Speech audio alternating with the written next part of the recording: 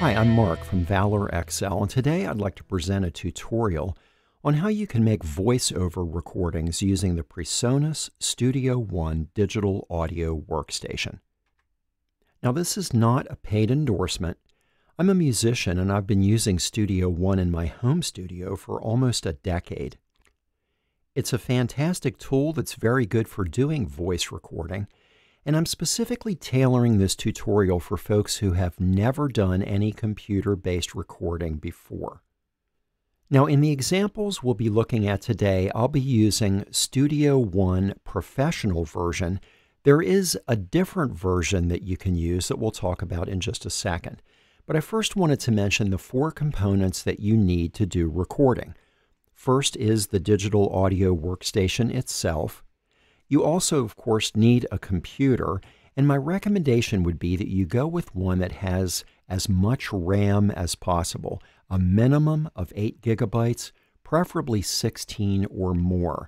And the reason for that is that audio recording and processing really is CPU intensive, and you'll be doing your system a much bigger favor if you can provide it as much RAM as possible for that processing. You also need a microphone, and you can go 2 different directions here.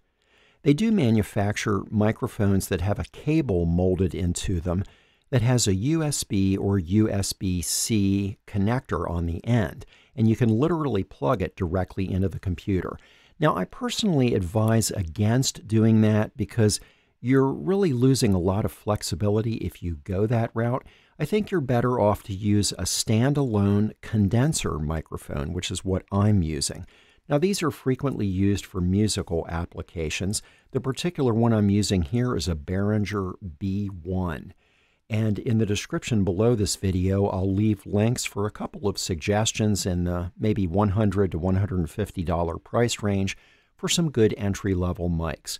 For these, you need a separate mic cable. It's called an XLR cable, and that gets connected to your computer through an audio interface. Now, PreSonus makes audio interfaces. The one I'm using is a relic. I bought it in 2014. It's built like a tank. I use it on everything. I absolutely love it.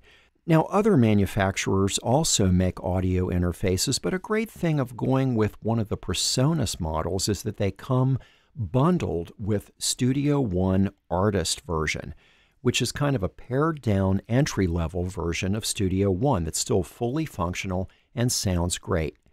Now, one of the great benefits of using an audio interface is that in addition to connecting your microphone, you can also plug in headphones or monitor speakers so that you can listen to yourself while you record, and that's really beneficial. Now, I did want to mention with using condenser microphones, they require something that's known as phantom power, and on your audio interface there will be a button that says 48V, and that's 48 volts of phantom power. To protect your microphone, when you're connecting it, make sure that phantom power is off, and when you want to disconnect the microphone, make sure that you turn off the phantom power and wait at least 10 seconds before you unplug the microphone. Now, at this point, I'll presume that you have connected everything, that you've downloaded and installed Studio One, and then you can simply launch the software and begin to record. So when you open up Studio One, you'll initially be at a page like this. Now, the vernacular of Studio One uses a lot of musical terminology, and don't let that throw you. It is geared specifically toward music recording, so when you're doing a basic recording in Studio One, they refer to that file as a song. So to create a new song, a new recording, click on the plus sign here. It'll open this box up, and we're just going with record and mix new Studio One song. And you can call it whatever you would like.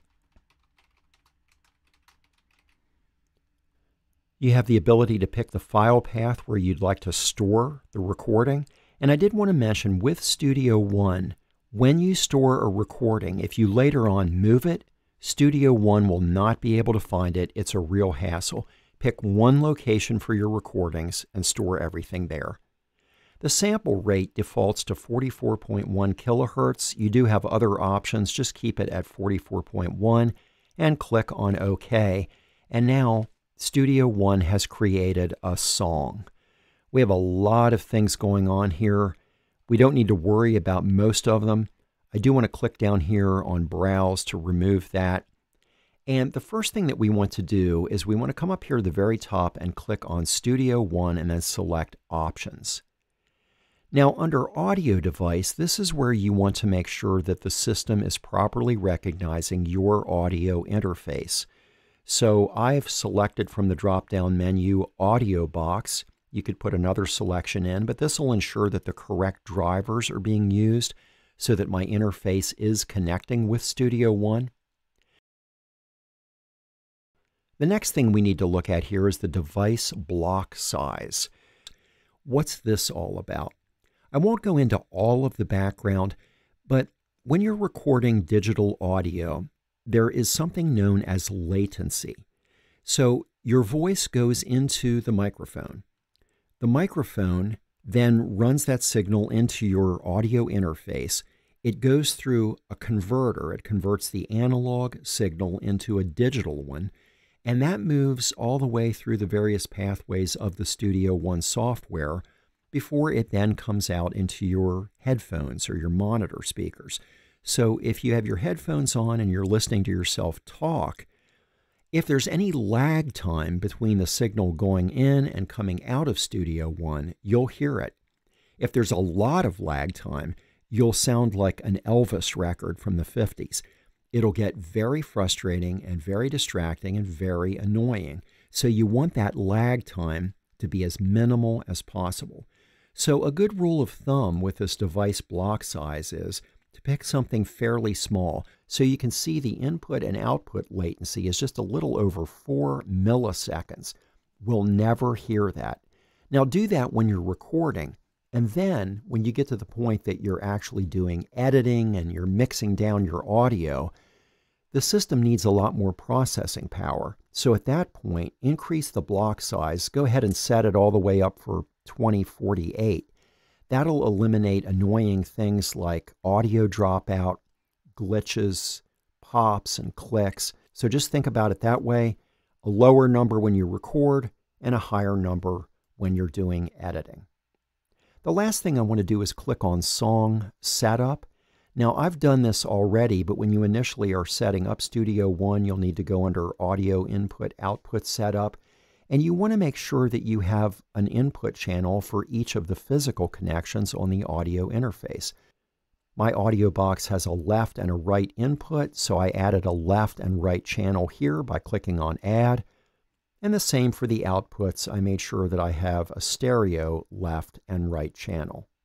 I'll go ahead and click on OK. Now the next thing I want to do is come down here in the lower right-hand corner and click on Mix.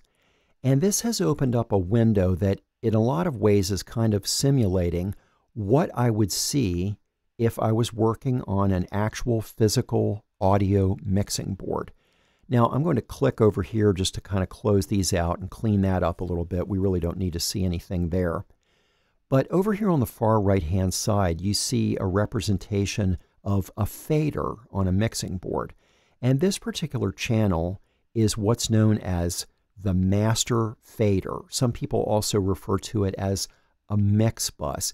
And just think of this as the overall volume control for what you're recording. Now, if you were doing a musical recording, you could have an endless array of individual tracks. You might have track 1 with a guitar on it, track 2 with a piano, track 3 with a vocal. You could independently adjust the volume level of each one of those tracks and then still use this on the master fader as the overall volume control. So in order to really start recording now, we need to add a track. And to do that, we'll go into the top and click on Track and select Add Audio Track Mono. And now it's given us track 1 up here. Now I can click and resize all of this and adjust it however I'd like. I can also click and make that a little bit larger. And this control over here on the right enables me to toggle. I can go really narrow or really wide. it's a good way to zoom in and out on the overall recording, which is really helpful when you get around to the point that you want to really start doing some editing. Now, the last thing that we need to do to get ready to record is, again, on the audio interface, make sure that we have the 48-volt phantom power enabled, which I do. And now over here on track 1, where we're going to record, I want to click right here. And when I did that, you'll see a lot of things happened. A couple of things got highlighted and lit up. Now, first of all, you'll see here this red block with the white dot says record. This means that we have armed the track for recording.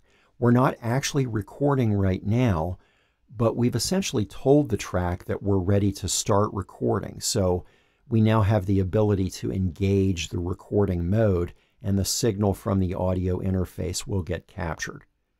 The blue block with the little speaker icon in it is the monitor. So that's enabling me to have my headphones on and hear myself while I'm talking. And then you'll also notice here that we have this meter that is fluctuating while I talk. And as I'm talking, you'll notice that we're hitting about midway on here, and I wanted to talk a little bit about that. So when you're doing digital audio recording, these meters are calibrated to something that's known as dBFS, and that stands for decibels relative to full scale. And all you need to know about that is that on your meters, you never want your input to be so loud that it's going above this 0 threshold right here. We're starting way down here in these negative numbers, but we never want to go over 0. And what's nice about recording where you're only hitting midway is you're leaving space up here. This is known as headroom, and it's ensuring that you're nowhere near that 0 threshold. If you're recording and you go above that threshold, you'll wind up creating what's known as digital clipping. It's an incredibly ugly distortion that will ruin your recording. And when that happens, Studio One will actually give you a little red indicator at the top of the meter. So you want to stay right around in there. Now, it's important to remember, too, that if you have a really weak signal and you want to increase it, don't increase it by sliding this fader. This is a volume playback fader. If you want to increase your gain, do it on the audio interface by actually turning the physical gain knob for that channel until you're seeing more of an input signal. So that actually looks pretty good. I'm averaging maybe about 4 to 6 inches away from the microphone. If you get too close, you'll start to encounter what's known as proximity effect. You'll end up sounding like a movie trailer. If you get too far away, the microphone will hear more of the echoes and reflections in your room than it will you, and you'll end up sounding like you're in a tin can. So find a happy medium. And you don't want to move back and forth away from the microphone, which is what I'm doing right now, because you can probably tell the tone of my voice is changing, as is the volume level. Stay consistent, stay in the same location, and you'll have a very clean and clear signal to work with. So now, the last thing I wanted to show you is down here at the bottom. These are known as the transport controls. This functions a lot like a Blu-ray player would. You've got rewind and fast forward, stop and play. Here is your actual record control. And when we do start recording, up here at the top, you'll see that this will function very much like an old tape deck would, and I'll show you what I mean. I'll go ahead and hit record. And now, up here at the top, as I'm recording, you're seeing a waveform, a graphic representation of everything that I'm saying. And this vertical red line that's moving right along there, that's the record head. If we were playing, it would be the playback head. It's just marking where we are in the recording. And the reason why it keeps cycling from right to left is once we get the whole way over here, it returns to the left because I have this auto scroll function in place up there. So that looks pretty good. We've done a little bit of recording. I'm going to go ahead and hit stop. And now you'll notice that it changed to kind of a dark blue. I personally think that's a little bit hard to see. If I come down here to the bottom of the track, click and hold, I now have this color palette that I can change from. I want to go with something a lot lighter, and I can also come down here and rename this track. And renaming it down here has renamed it up here as well. Now, what I'm going to do is turn off the record function so that I'm no longer picking up what's coming through the microphone in Studio One itself. And I'll use this control to advance our playhead all the way back to the very beginning. And again, I can use this control here to zoom in and out so that we can see the entire recording. And if we wanted to really go down into the weeds, I can zoom in and look just at an individual segment. I can kind of slide that back and forth. And I'm actually going to click and drag. I want to make this just a little bit bigger for us so it's a little bit easier once we get into doing some editing here.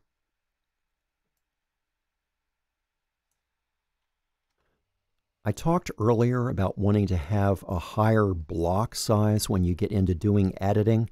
Now, there's a software component with a PreSonus audio interface that's called Universal Control.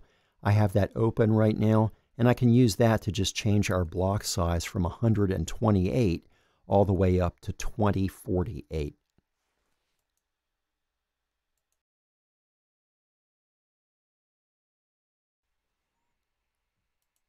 That'll just help us to process a little bit more cleanly. Now, one of the things that we can do here is I want to go back to the beginning of this recording and let's just listen a little bit to what we've got. And now, up here at the top, as I'm recording, you're seeing a waveform, a graphic representation of everything that I'm saying.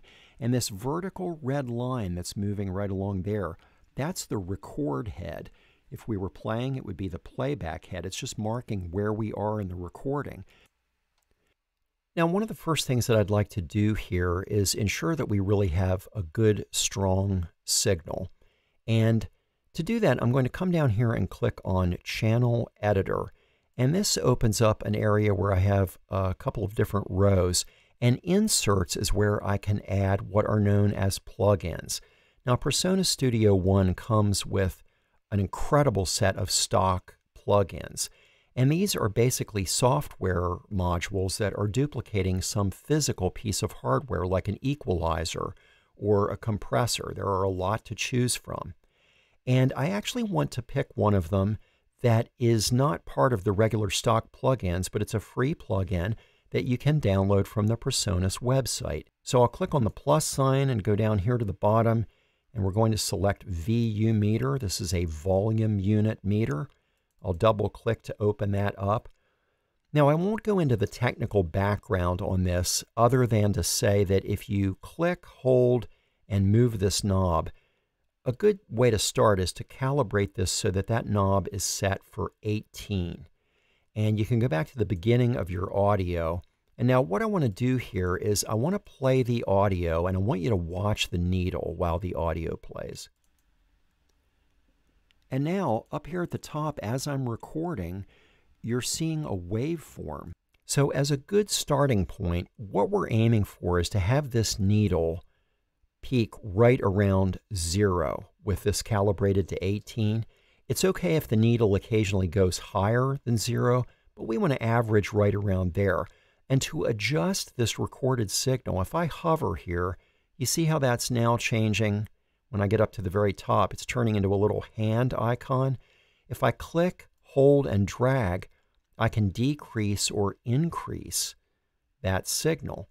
So again, I'm shooting for having most of the signal hitting right around 0. So let's adjust this and see what we've got.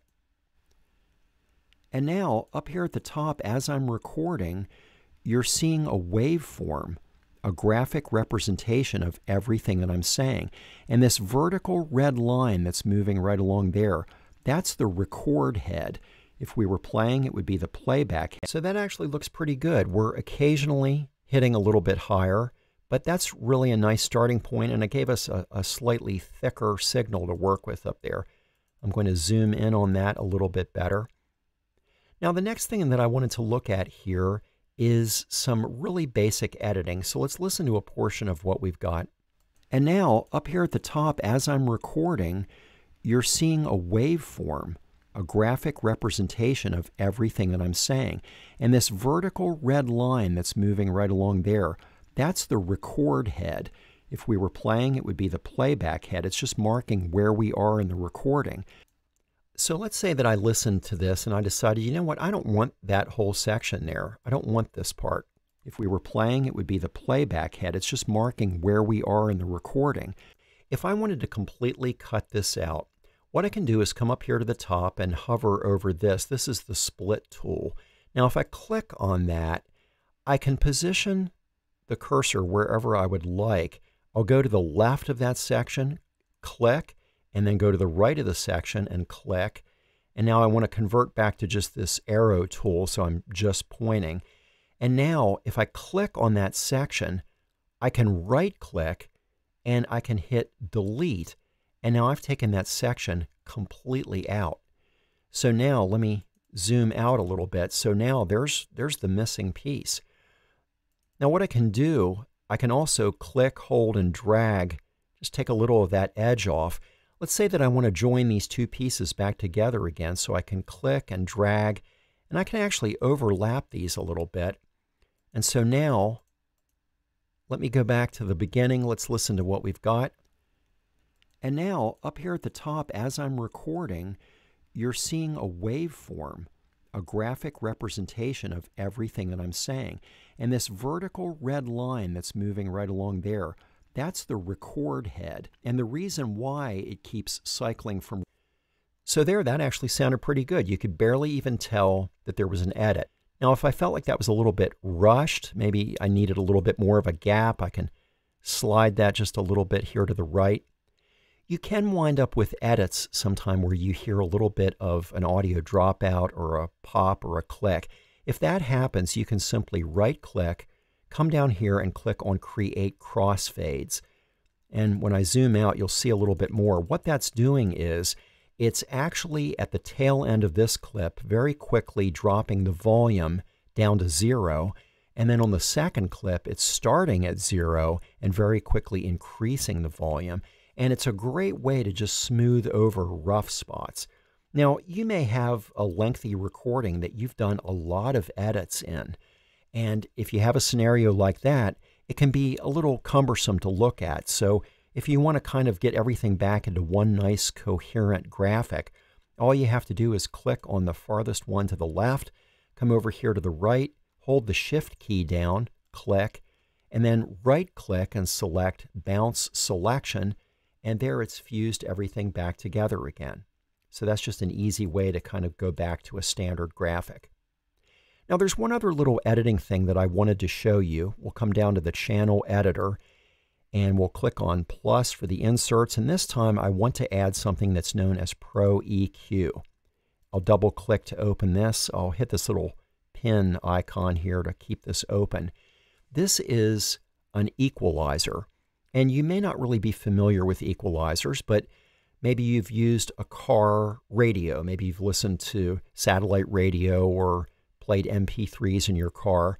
And you a lot of times have the ability to go in and adjust treble or adjust bass. And that's essentially what we're doing with an EQ. Now, EQing has a lot of aspects to it.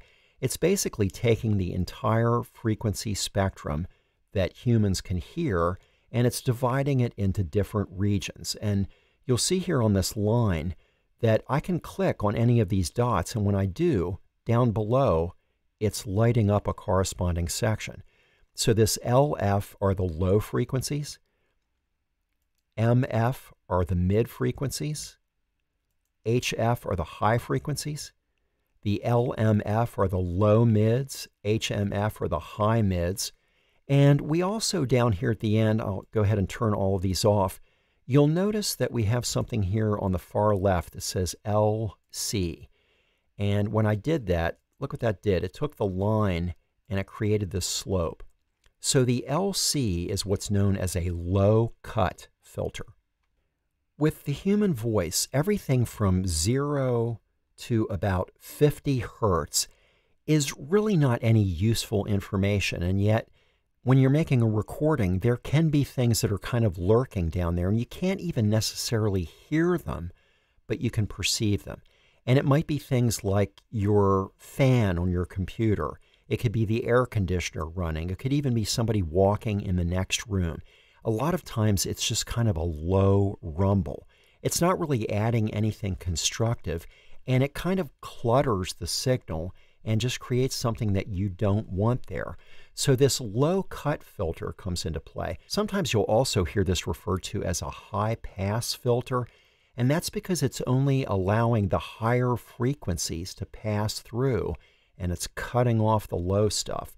Now, right now, it's telling us that this is a 12 decibel reduction. I'd like to actually go with something a little steeper. I like a 24 decibel one. And right now with this control, it was set at 75 hertz. I can toggle back and forth. Now, sometimes people will tell you that you should roll off everything under about 100 hertz. But the problem is there still are some useful pieces of the signal for a human voice that are in there. So my recommendation is start somewhere around 50 hertz, play your recording, listen to it, and then just kind of toggle back and forth. So listen what happens as I move this filter. And now, up here at the top, as I'm recording, you're seeing a waveform, a graphic representation. Now, did you hear as I went to the right? That was an extreme example, but it got very tinny. We really started to lose all of the mid and the bass in the voice. So I kind of want to back this up a bit. Presentation of everything that I'm saying. And this vertical red line that's moving right along there, that's the record head. And the reason why it keeps cycling from right to left is once we get, and I think that'll be pretty good. So we'll get rid of all that low rumble, but we're still keeping the integrity of the voice. Now, one other thing that I just wanted to mention here is in the area right around here, and this can vary, but I would say probably running from about 200 hertz to about 600 hertz. Sometimes you can pick up weird sounds in your room. Most of us aren't recording in professionally treated studios, so you can wind up with situations where it's picking up the resonances in the room, and things can kind of sound boxy or kind of woofy. And so what you can do is you can actually reduce those frequencies a little bit. And again, you just kind of want to play around with it. I'm going to click here, and now it's lit this up. This is the low mid frequencies. So if I change the frequency dial, you can see it moving back and forth. I can also just click, hold, and drag. And when you're cutting frequencies, I would recommend in most cases, just try maybe 4 to 5 decibels. Don't do anything extreme. Right there, I'm at like 3.17. And you could certainly take it up a little bit higher. Now, what's happening is, too, that's kind of a broad sweep right there. So this is a control that's called a Q, and that's essentially just changing how much is being scooped out of the signal. So I can do something that's not quite as broad, and I'm just going to play a little bit. Let's just kind of listen here. And now, up here at the top, as I'm recording, you're seeing a waveform, a graphic representation of everything that I'm saying. Now, this is kind of subtle, but listen as I turn this control on and off, because you'll hear that it kind of scoops out some of that mud. It's just kind of got a little bit of a thickness there, and I'm just removing enough of that to make it a little bit more intelligible.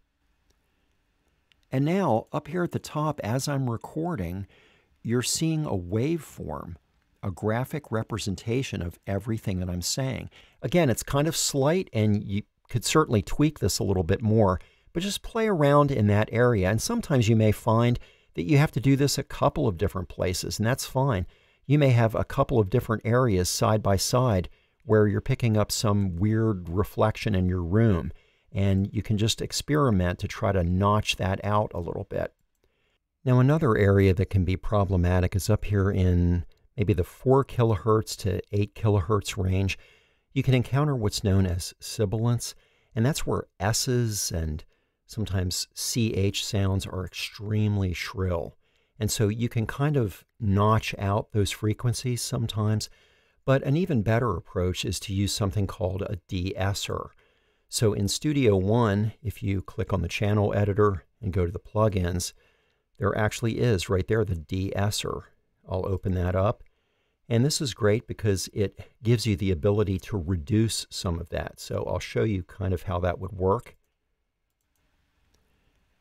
And now up here at the top, as I'm recording, you're seeing a waveform, a graphic representation. Now listen as I turn this S reduction down and we're cutting more of the S's out. Listen how muffled it gets of everything that I'm saying.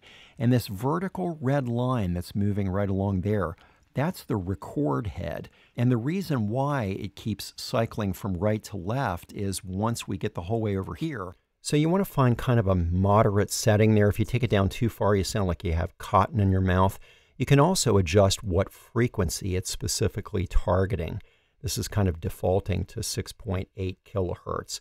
But that's just a nice tool that can kind of help clean things up as well. So from a processing standpoint, that's about all that you need to do on a basic level. And we're almost ready to export our recording and create an MP3 or a WAV file, whatever we would like. But I wanted to show you one other thing over here on our master fader. And I'm going to click down on the channel editor here. Now again, this is a plugin that I added strictly for the sake of being able to play back what we're doing so that you can hear it. So just pretend like that's not there. There are two different plugins that I want to add here. And the first one is a PreSonus stock plugin that is a limiter. We'll go ahead and put that in. And the other one that I want to add is one that is called a loudness meter. And in the description below this video, I'm including a link for a website for Ulian loudness meter. This is a completely free loudness meter that you can download and install in Studio One. And I'll go ahead and add that. We'll talk about that.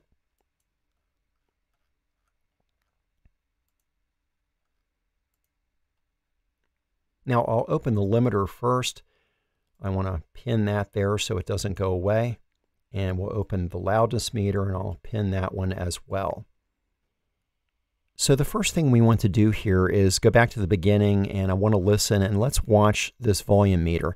Now LUFS is loudness units relative to full scale. This is how we're perceiving the loudness of what we're listening to.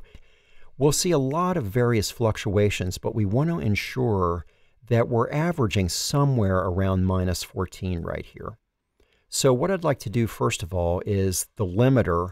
I'm going to turn the limiter off. We're not going to use that at all initially. And I'm going to go back to the beginning. And now we want to watch and see what we're hitting right here on this display for the integrated. And now up here at the top, as I'm recording, you're seeing a waveform, a graph. So again, because these are negative numbers, we need this to be somewhere around -14. So we have to come up a good bit. So what I'm going to do here, let's turn the limiter on. And I want to set the ceiling on the limiter at -1.50. And what that's doing is it's basically creating kind of a brick wall. We're not going to allow the signal to go any higher than -1.50 on the scale. So we're still keeping a safe distance away from 0. But what will happen here is as I'm turning this threshold down, we'll see the overall level of the signal increase.